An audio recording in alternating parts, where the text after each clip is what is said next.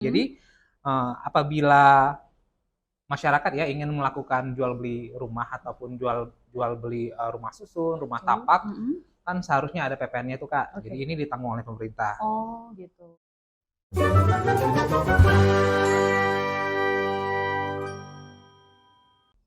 Assalamualaikum warahmatullahi wabarakatuh. Shalom, salam sejahtera bagi kita semua. Halo kawan pajak, bagaimana kabarnya pada hari ini? Semoga ketika kawan pajak menyaksikan podcast KPP Pratama Sibolga saat ini sedang dalam kondisi sehat dan senantiasa dilindungi oleh Tuhan Yang Maha Kuasa. Kawan pajak, kembali kami dari KPP Pratama Sibolga menyapa kawan pajak sekalian dalam acara Testimoni episode kelima, yaitu podcast KPP Pratama Sibolga.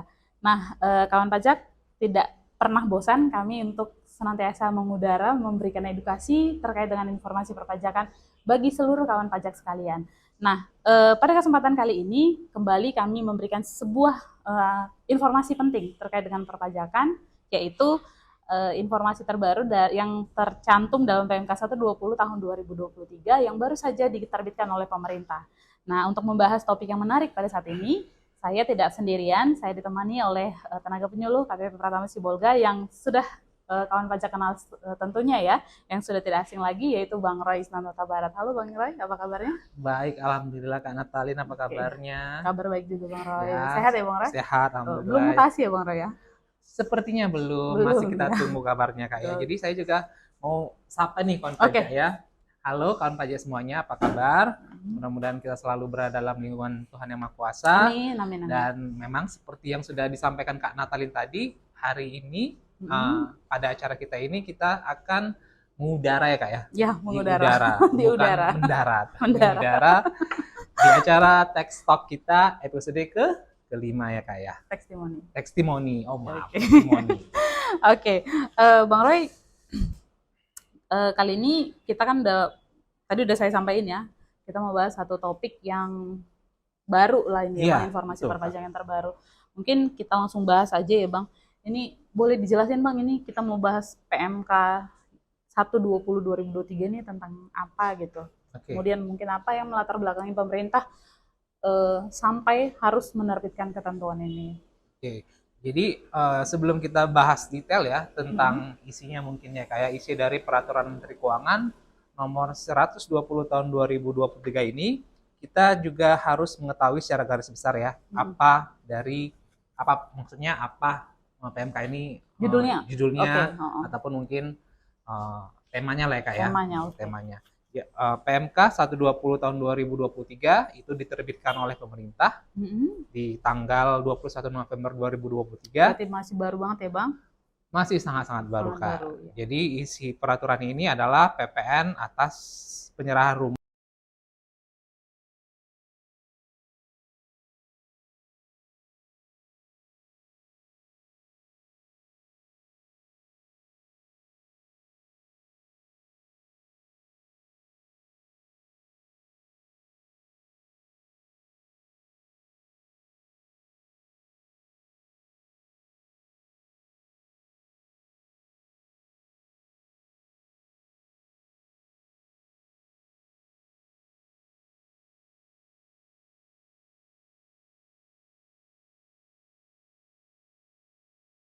Masyarakat ya ingin melakukan jual beli rumah ataupun jual beli rumah susun, rumah tapak, kan seharusnya ada PPN-nya tuh Kak. Jadi ini ditanggung oleh pemerintah. Oh gitu. Ya, jadi inilah yang melatar belakangi salah satunya Kak ya, kenapa diterbitkan Peraturan Menteri Keuangan ini. Kemudian tentunya pemerintah ingin mendorong pertumbuhan ekonomi nasional ya dengan adanya peraturan ini dalam dinamika perekonomian global. Jadi seperti kita ketahui ya, dampak dari perang Ukraina yang saat ini terjadi, kemudian ada juga perang Palestina. Ini tentunya akan memberikan dampak yang kurang menyenangkan bagi perekonomian global. Maka butuh dorongan dari pemerintah agar pertumbuhan ekonomi nasional tetap berjalan, tetap tumbuh, tetap bagus ya Kak ya. Jadi untuk mewujudkan dukungan pemerintah bagi sektor industri perumahan, guna meningkatkan daya beli masyarakat, perlu diberikan insentif berupa pajak pertambahan nilai atas penyerahan rumah tapak dan satuan rumah susun yang ditanggung oleh pemerintah. Kenapa ini industri perumahan? Bukan yang lainnya. Industri yang lain. Tapi gitu sebenarnya pemerintah juga memperhatikan industri lain ya kayak, tapi khusus untuk peraturan ini adalah industri perumahan. Nah, karena industri perumahan memiliki pengaruh yang besar terhadap sektor-sektor lainnya. Nah, jadi dengan diberikan fasilitas ini ada dorongan ya bagi industri perumahan dan juga mendukung sektor lainnya, betul Kak. Jadi misalnya industri semen, bahan bangunan lainnya, kemudian tenaga kerja yang terserap, kemudian juga menggerakkan industri-industri yang ya seperti yang tadi Kak ya, yang berkaitan dengan industri perumahan. Kemudian jadi dengan demikian diharapkan ada pergerakan roda ekonomi di berbagai sektor yang akan membuat laju pertumbuhan ekonomi kita menjadi lebih bagus. Sehingga kalau ada yang mengatakan bahwa fasilitas ini diberikan untuk orang-orang kaya saja, sebenarnya itu nggak benar ya Kak ya. Karena industri perumahan juga akan menggerakkan sektor-sektor industri yang lainnya. Oke. Jadi nggak hanya ditujukan atau fasilitas ini tidak hanya dinikmati nantinya hanya untuk orang-orang yang punya penghasilan di atas rata-rata gitu kali ya Bang? Iya, jadi sebenarnya ada tujuan lainnya Kak ya, bukan sekedar untuk membebaskan ataupun memberikan fasilitas PPN ditanggung pemerintah saja ya Kak ya. Jadi sebenarnya juga untuk tujuan secara keseluruhan, secara makro. Oke, untuk itu tadi ya menggerakkan roda perekonomian. Iya, betul gitu. Kak. Oke, jadi lebih lanjut nih kita bahas Bang terkait dengan ketika tadi udah dibahas bahwa fasilitas PPN ini dapat menggerakkan sektor yang lainnya gitu. Apa pokok-pokok pengaturan di PMK 120 ini Bang? Mungkin biar kawan pajak juga bisa lebih memahami kira-kira. Ya, jadi hal-hal yang diatur dalam peraturan Menteri Keuangan ini adalah pertama itu objeknya Kak ya. Oke, objeknya jadi, dulu ya. Yang menjadi objeknya adalah PPN yang terutang atas penyerahan rumah tapak dan satuan rumah susun yang memenuhi persyaratan yang ditanggung oleh pemerintah untuk tahun anggaran 2023. Nah, rumah tapak ini adalah bangunan gedung atau rumah tinggal, baik rumah deret bertingkat maupun tidak bertingkat, termasuk bangunan tempat tinggal yang sebagian digunakan untuk toko atau kantor, atau kita sebut namanya ruko ataupun rukan ya Kak ya. Ruko atau rukan. Ya, kemudian satuan rumah susun yang mendapatkan fasilitas PPN ditanggung pemerintah tahun anggaran 2023 ini adalah rumah susun yang berfungsi sebagai tempat hunian. Kemudian yang diatur adalah waktunya. Jangka berarti waktunya. Kapan terjadinya penyerahan ataupun jual belinya ya Kak ya. Jadi penyerahan yang PPN-nya ditanggung pemerintah tersebut adalah penyerahan yang terjadi pada saat ditandatanganinya akte jual beli atau ditandatanganinya perjanjian pengikatan jual beli lunas. Itu dilakukan di hadapan notaris serta dilakukan penyerahan hak secara nyata untuk menggunakan atau menguasai rumah tapak siap huni atau satuan rumah susun siap huni yang dibuktikan dengan berita acara serah terima. Itu kalau disingkat namanya BAST ya Kak ya. BAST ya. Dan rentang waktunya itu Kak, rentang waktu penyerahannya itu sejak tanggal 1 November 2023 sampai dengan 31 Desember 2024. Jadi ada kira-kira 14 bulan lah Kak jangka waktu penyerahannya untuk mendapatkan fasilitas DTP ini. Oke, jadi 2 bulan di tahun 2023 dan 12 bulan di tahun 2024. Betul, kira-kira Kak, gitu ya, iya. Pak. Tadi intinya adalah penyerahan dibuktikan dengan penyerahan berita acara serah terima atau BAST gitu ya, Bang. Oke, ketika akan melakukan atau memproses BAST ini, apa aja tuh Bang yang harus ada ketentuannya nggak? BAST itu isinya apa aja gitu?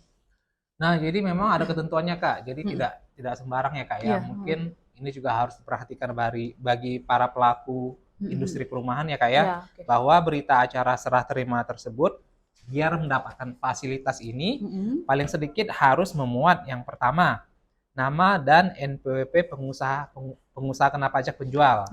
Jadi nama dan NPWP PKP penjualnya. Kemudian nama dan NPWP ataupun NIK dari pembeli. Nama, NPWP, dan NIK dari yang belinya. Kemudian tanggal serah terima, kemudian kode identitas rumah atau KIR ya Kak ya, yang diserah terimakan, yang dijual belikan. Kemudian pernyataan bermeterai telah dilakukan serah terima bangunan dan kemudian nomor berita acara serah terima. Nomor BAST-nya tadi ya. Kemudian BAST ini harus sudah didaftarkan di dalam aplikasi Sikumbang, apalagi aplikasi Sikumbang ini kan, Kak. Ini merupakan aplikasi berbasis web. Saya kurang tahu juga ya apakah ada aplikasi berbentuk mobilenya kayak itu. Ini merupakan produk dari kementerian yang menyelenggarakan urusan pemerintahan di bidang pekerjaan umum dan perumahan rakyat dan atau Badan Pengelola Tabungan Perumahan Rakyat ya kayak berarti TAPRA ya kayak Perum Tapera. Jadi ini harus didaftarkan paling lama akhir bulan berikutnya setelah bulan dilakukannya serah terima. Kemudian atas penyerahan tersebut PPN yang ditanggung pemerintah untuk tahun anggaran 2023 itu masa November dan Desember 2023 saja, Kak. Karena memang ini untuk tahun anggaran 2023. Jadi mungkin sedikit bocoran ya, mungkin selanjutnya tahun anggaran 2024 mungkin ada ketentuan lainnya kayak PMK yang mengatur tentang ataupun mungkin PMK lanjutannya lah mungkin kita bisa bilang seperti itu. Tapi untuk tahun anggaran 2024. Jadi kita lihat aja nanti bagaimana peraturannya kayak. Nanti kita tunggu lagi ya kawan pajak untuk tahun anggaran di 2024-nya. Selanjutnya Bang Roy tadi kan udah disebutin ya objeknya. Seperti apa objek yang dapat fasilitas PMK 120 ini ditanggung oleh pemerintah. Tadi ada beberapa syarat dan ketentuannya. Kemudian ada jangka waktu penyerahannya juga tadi udah Abang sebutkan. Apa ada syarat dan ketentuan lain mungkin Bang? Ya, tadi kan syarat-syarat BAST ya Kak ya.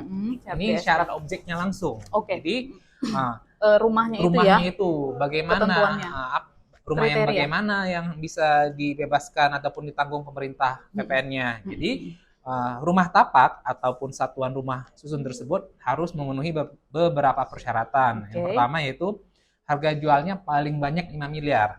Paling banyak 5 miliar. Itu udah gedong-gedongan juga tuh ya Bang ya? Ya, jadi kalau ada yang bilang 5,1 miliar, mohon maaf, tidak diikutsertakan di aturan ini.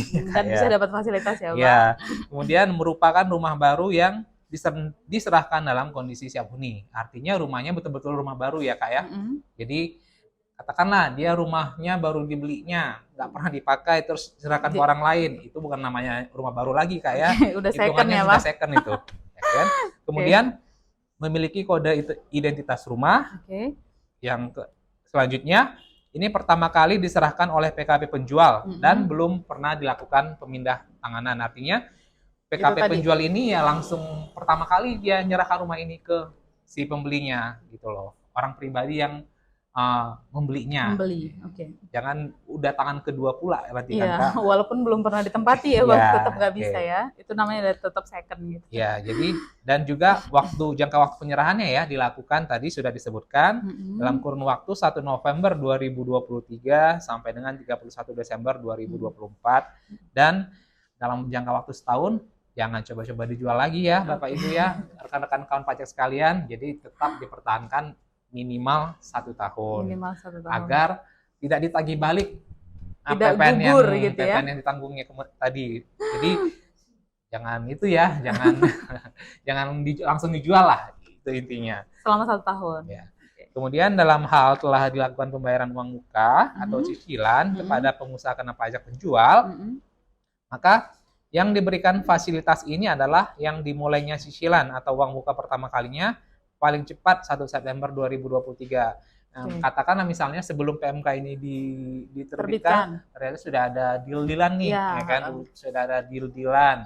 Dan 1 September sudah ngasih uang muka, tapi BAST-nya belum ya Kak ya? Karena tadi kan BAST-nya dari 1 November sampai 31 Desember 2024, 1 November 2023 sampai dengan 31 Desember 2024. Jadi masih mencakup di sini. Jadi bisa dibebaskan itunya PPN-nya ataupun ditanggung pemerintah PPN-nya Kak. Kira-kira jadi kalau DP-nya di Agustus atau di Juni 2023 ini nggak masuk ya Bang? Mohon maaf karena di sini dibilang 1 September 2023. Jadi intinya paling cepat nyicilnya. Paling cepat nyicilnya, DP-nya atau apapun itu nama lainnya gitu ya Bang. Di 1 September 2023 PPN-nya ditanggung di November dan Desember 2023. Iya, untuk tahun anggaran 2023. Jadi ngomongin karena ini bahas masalah PPN, kita kaji tarif PPN itu 11%. Sebenarnya lumayan ya Bang, angka 11% ini ya. Ya, Apalagi betul, Kak. untuk jangka waktu 14 bulan gitu ya Bang Ya, ya. Oke. betul. Jadi kalau mau diulik lagi nih lebih detail, siapa aja Bang yang bisa menikmati fasilitas ini? Atau tadi udah ngebahas objeknya, sekarang subjeknya yang bisa dapat fasilitas PPN DTP ini. Nah, jadi warga negara Indonesia yang bisa mendapatkan fasilitas ini tentunya yang sudah memiliki NPWP dan NIK ya, yang pertama. Nah, WNA juga bisa, asalkan dia sudah memiliki NPWP, sepanjang memenuhi ketentuan peraturan perundangan yang mengatur mengenai kepemilikan rumah tapak atau satuan rumah susun bagi warga negara asing. Kemudian fasilitas ini dimanfaatkan untuk setiap satu orang pribadi atas perolehan satu rumah tapak atau satu satuan rumah susun, nggak boleh lebih. Jadi yang bisa ditanggung pemerintah hanya satu aja. Kebetulan banyak duitnya Kak ya, dia beli 3 rumah langsung sekaligus, satu aja yang bisa. Berarti yang Misalnya, dapat fasilitas satu ya. Orang pribadi yang telah memanfaatkan fasilitas serupa sebelumnya masih bisa memanfaatkan ini karena sebelum peraturan ini berlaku, jadi masih bisa dia menggunakannya.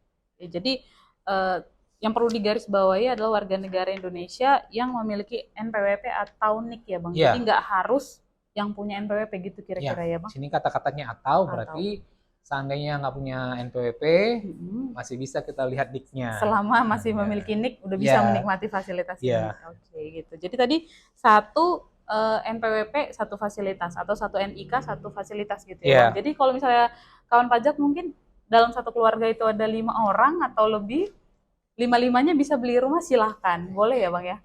Katanya kan NIK bukan NI keluarga ya kan, karena nggak berpatokan pada kartu keluarga. Iya, betul, jadi bisa kawan pajak. Bisa. Jadi kalau seandainya satu keluarga itu ada 3 orang, 3 NIK, silakan. Kalau mau memanfaatkan fasilitas ini boleh, 3-3-nya boleh NIK-nya. Oke. Nah jadi Bang, ini kita ngomongin besaran PPN DTP-nya ya, yang akan ditanggung. Tadi kita udah bahas tentang BAST. Adakah besaran PPN yang ditanggung pemerintah lebih lanjut dalam PMK ini untuk tahun anggaran 2023-nya Bang? Jadi untuk tahun anggaran 2023 ya. Oke.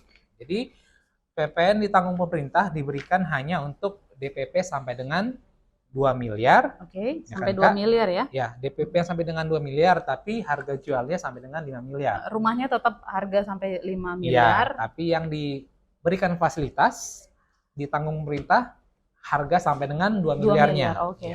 Jadi besaran PPN ditanggung pemerintahnya adalah 100% untuk penyerahan ataupun BAST yang dilakukan mulai 1 November 2023 sampai dengan 30 Juni 2024. Dan di testimoni 50% kita untuk penyerahan yang dilakukan mulai 1 Juli 2024 sampai dengan 31 Desember 2024. Nah, jadi ada 2 nih ya. Ada yang 100%, ada yang 50%. Jadi yang betul-betul ditanggung pemerintah dari bagian harga 2 miliarnya itu hanya untuk sampai dengan BAST ataupun penyerahan yang diberikan sampai dengan 30 Juni 2024. Seandainya BAST-nya mulai 1 Juli, jadi yang ditanggung sebesar 50% saja. Berarti dia ada 2 besaran ya?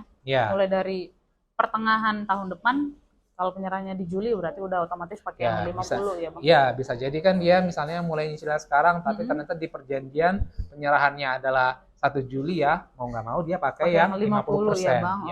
Atau kalaupun udah di awal perjanjiannya dia dapat yang 100% karena penyerahannya dijanjikan di awal Januari misalnya tuh, ternyata molor nih kerjaan ininya, developernya misalnya. 1 Januari 2025 batal semuanya. Berarti sama sekali nggak bisa pakai lagi. Aduh, sungguh jadi sangat disayangkan. Maksimal 31 Desember ya Bapak Ibu ya. Iya, Jadi ingat ya kawan pajak sekalian, ada 2 besaran PPN DTP yang ditanggung dalam PMK 120 ini. Nah selanjutnya Bang, berbicara tentang PPN, tentu erat kaitannya dengan PKP ya, atau pengusaha kena pajak.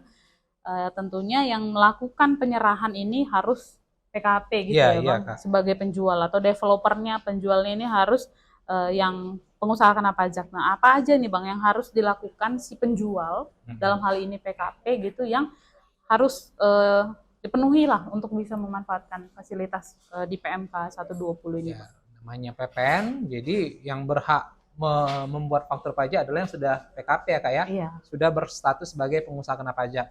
Seandainya Anda developer yang ngaku-ngaku tapi nggak bisa bikin faktur pajak, mohon dipertimbangkan kembali Bapak Ibu sekalian. Berarti nggak ada PPN-nya Berarti gitu dia ya? nggak bisa mengut PPN. Iya. Oke, jadi bagi PKP penjual dia harus bikin faktur ya, terutama kewajiban penjual yang pertama itu membuat faktur pajak ya Kak ya.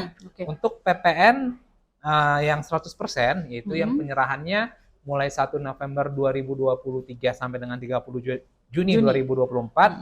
Nah, jadi dia itu harus misalnya ya untuk harga jual yang sampai dengan 2 miliar ya.